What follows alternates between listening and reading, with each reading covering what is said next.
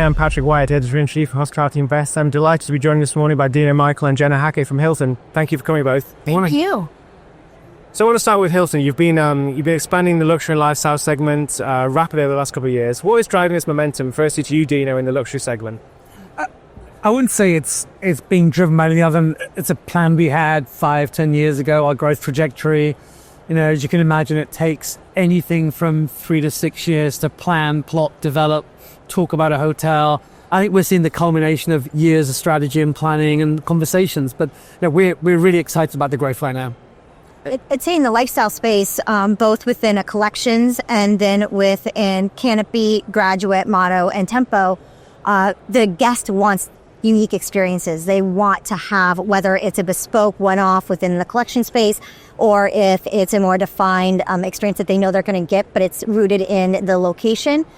Guests are looking for those, and food and beverage and all that comes with each unique hotel experience. And owners want to also build that, whether it's they're trying to create something that is has that lifestyle of so they experience within the hotel or with their own independent property. And so it's really what the owners are looking for, what the guests are looking for, and we're continuing to see it across the globe.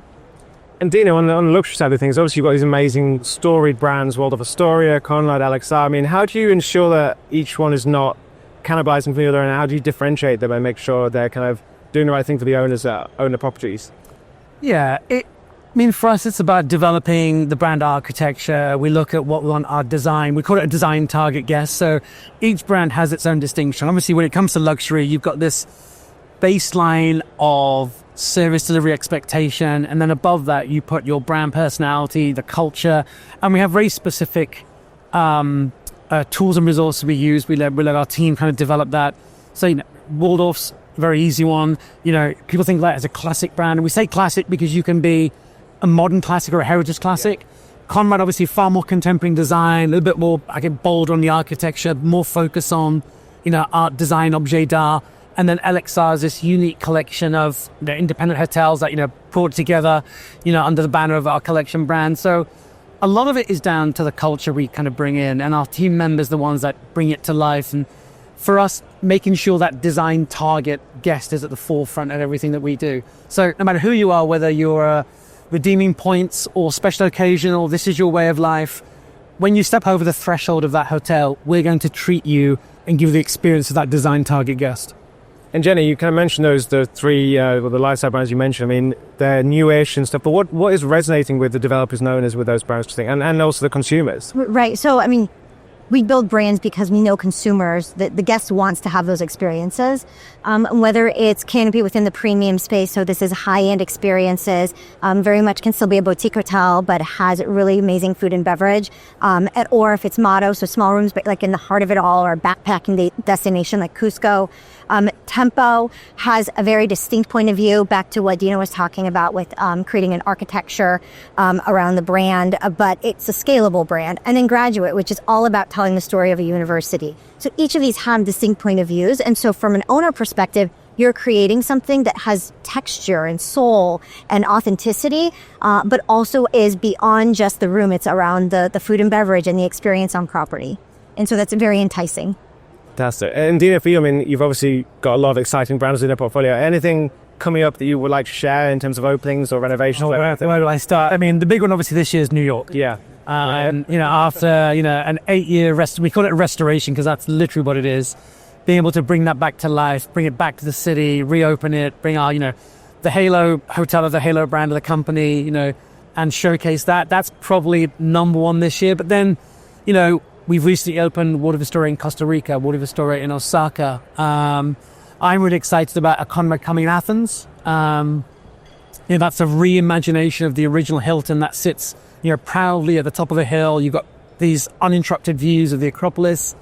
A little further afield, World of Astoria in London, my hometown. So if anyone knows the Admiralty Arch, that's going to be an exquisite, 100-key hotel.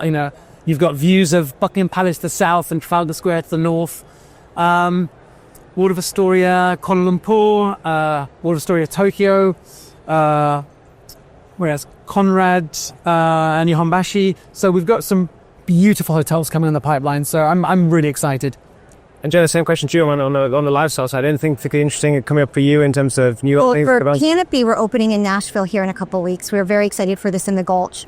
We also have Deer Valley for Canopy in the next couple of years. So we've been venturing out into ski destinations, resort destinations. For Motto, we also have Nashville. We're opening in the next couple months in Hong Kong, and that will be a key motto for us as we think about getting into bigger cities and like key destinations. And then for Graduate, we've recently signed several properties. We have 50 more in various stages of development. So continuing to grow that brand. Fantastic. And just finally, I want to ask you both, like the next few years, and kind of what are you most excited about in the luxury and then the lifestyle space? So Dino first, what are you looking for from the Hilton space? The portfolio will continue to grow. I think we're really, really happy with the way we've obviously got more of a resort focus now. You know, traditionally been very urban heavy. More resorts, some brand extensions. Obviously, branded residential is really important, not just for luxury, but for both of our brands. That real growth of interest in that branded product. And then on the experiential side, we just announced our World of Astoria River Nile cruiser. Wow. So again, that's just something that's new for us. It's really exciting and interesting where we get to kind of do something new with the brand. I think where you've got that loyalty and that brand love, our guests really want to see the brands play in new spaces. So we're always looking out for new white spaces. Yeah, it's for the collections, Curio and Tapestry collection. Both of them are moving towards 200 hotels. And both of them will either hit 200 late this year, early next year. And so we're just continuing to see such a growth within the collection space.